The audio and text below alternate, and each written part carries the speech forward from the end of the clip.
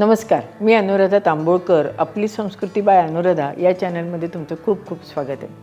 आपण या चॅनलमध्ये ना आपल्या देवधर्माबद्दल, आपल्या सणवारांबद्दल किंवा आपल्या देवघरामध्ये ज्या ज्या गोष्टी आपण वापरतो त्याबद्दल माहिती आपण देत असतो. मध्यंतरी तुम्हाला आठवत असेल एक समई निरांजनीबद्दल पण आपण माहिती घेतली की नाही. त्याचप्रमाणे सुपारीबद्दलसुद्धा आपण माहिती घेतली होती. आजसुद्धा आपण देवाला जी उपकरणे नेहमी वापरतो की नाही त्याबद्दल माहिती घेणार आहोत. आता पहिला प्रश्न तुम्हाला पडला असेल काही जणांना, बऱ्याच जणांना हा शब्द उपकरणे माहिती असेल, पण ज्यांना माहिती नाही त्यांना प्रश्न पडला असेल की उपकरणे म्हणजे काय.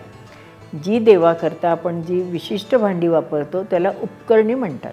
माझ्या लहानपणापासून मला माहिती की ज्यावेळेला आजोबा किंवा माझे वडील पूजेला बसायच्या आधी सगळी उपकरणे चिंचेच्या पाण्याने किंवा चिंचेने मिठाने स्वच्छ घासून देवाजवळ ठेवली जायची आणि त्याच्यानंतर आजोबा आजी जे कोणी असेल ते पूजा करायचे.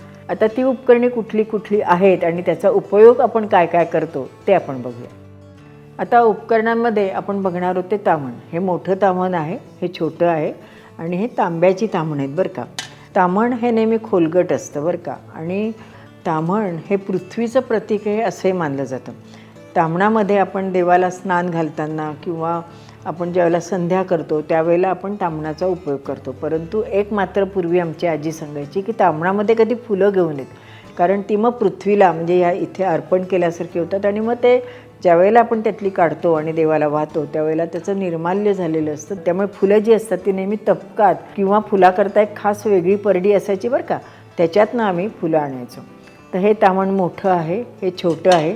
ह्या ताम्हणाचा उपयोग संध्येकरता देवाच्या पूजेकरता होतो. त्याशिवाय आपण ज्यावेळेला नवरात्र बसवतो आणि घटावर आपण ज्यावेळेला आपल्या देवीची किंवा खंडोबाची प्रतिष्ठापना करतो त्यावेळेलासुद्धा ताम्हणाचा उपयोग केला जातो. आता हे तबक आहे बरं का. आता तबक जे असतं ना ते नक्षीदार असतं आणि तबकाचा उपयोग आपण फुलं आणण्याकरता किंवा आपण ज्यावेळेला पूजेची तयारी करतो ती याच्यामध्ये मांडण्याकरता आणि आपण ज्यावेळेला भाऊबीज किंवा पाडवा यावेळेला ओवाळतो त्यावेळेलासुद्धा तबकाचा आपण ओवाळण्याकरता निरांजन ठेवण्याकरता उपयोग करू शकतो. तबकसुद्धा लहान आणि मोठ्या आकारात आपल्याला कुठल्याही दुकानामध्ये मिळू शकतं. आता याला कलश म्हणतात बरं का. तांब्या आणि कलशसुद्धा वेगळा असतो. ह्यात कलश का बरं का ह्याच्या डिझाईन केलेलं आहे आणि हा पंचधातूचा कलश आहे. हा जवळजवळ 70-80 वर्षापासून आपल्याकडे. या कलशामध्ये पाणी भरून आपण घटस्थापना ज्या वेळेला करतो त्यावेळेला या कलशाचा आपण उपयोग करतो.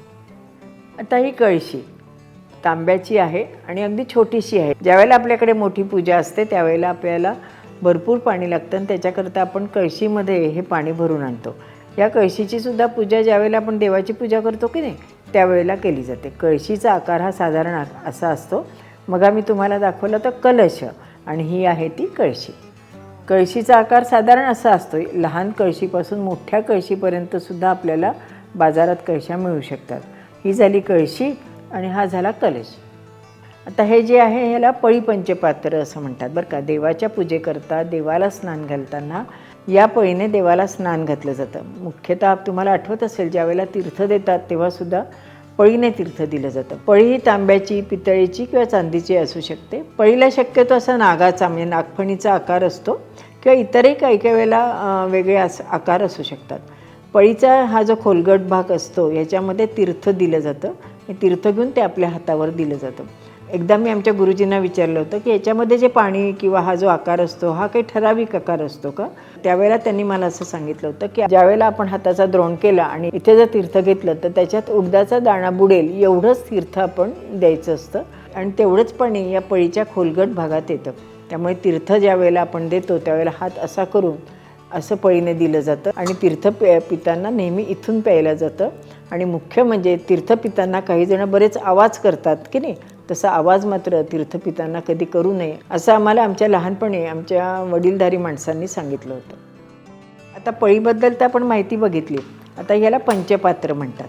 पंचपात्राचा सुद्धा हा असा आकार असतो. तो खालच्या बाजूने सपाट असतो आणि हे जे पंचपात्र असतं हे फक्त देवाच्या स्नानाकरताच वापरलं जातं. घरात स्वयंपाकघरात किंवा पाणी पिण्याकरता पंचपात्राचा कधी उपयोग केला जात नाही. त्यामुळे पळी पंचपात्र ज्यावेळेला विकत आपण घेतो त्यावेळेला पळी पंचपात्र असंच म्हटलं जातं. आता याला आपण पेला किंवा हल्ली आपण याला ग्लास म्हणतो. असा आकार असलेला जो पेला असतो हा आपल्याला पाणी पिण्याकरता किंवा नेहमीच्या वापराकरता आपण करू शकतो. याचा उपयोग मात्र देवाच्या पूजेकरता केला जातो. आत्ता आपण सगळ्या उपकरणांबद्दल माहिती बघितली बरं का. हे सगळे देवाची उपकरणे असतात ना, ही तांब्याची, पितळेची, चांदीची, अगदी काही जणांकडे सोन्याची सुद्धा असतात बरं का. पण शक्यतो तांब्या पितळेची तरी ही उपकरणे आपल्या घरामध्ये असावी. आता स्टीलची असावी का नसावी, स्टीलची उपकरणीसुद्धा आपल्याला बाजारामध्ये ही अवेलेबल असतात किंवा मिळतात, तीही घ्यायला हरकत काही नाही. पण शक्यतो स्टीलची उपकरणे वापरू नये असं म्हटलं जातं, कारण त्याच्यात लोखंडाचं प्रमाण असतं की नाही म्हणून. पण एखादं तुमच्याकडे स्टीलचं उपकरण असेल आणि एखाद्या वेळेला पूजेमध्ये तुम्ही वापरलं तर लागली त्याने काही गोंधळ होतो किंवा लागली काही त्याने वाईट होतं असं अजिबात नाही. परंतु शक्यतो जेव्हा तुम्हाला जमेल किंवा तुमच्या घरामध्ये असेल तेव्हा तांब्याचा एखादा सेट किंवा पितळेचा एखादा सेट एवढा एकदा आणून ठेवला ना की तो 7 पिढ्या पुरतो हे मला माहिती आहे. त्यामुळे एकदा आणून ठेवून द्यावा, मग नंतर काही सारखा तो आणावा लागत नाही, कारण तो खराबच होत नाही, हो की नाही. अशी ही उपकरणे प्रत्येकाच्या घरात असावी. तुमचे देव ज्याप्रमाणे असतील किंवा घरामध्ये तुमच्याकडे कार्य ज्या पद्धतीने होत असतील त्यावेळेला ही मोठी उपकरणे किंवा लहान उपकरणे आपल्या सोयीप्रमाणे आपण आणून ठेवू शकतो.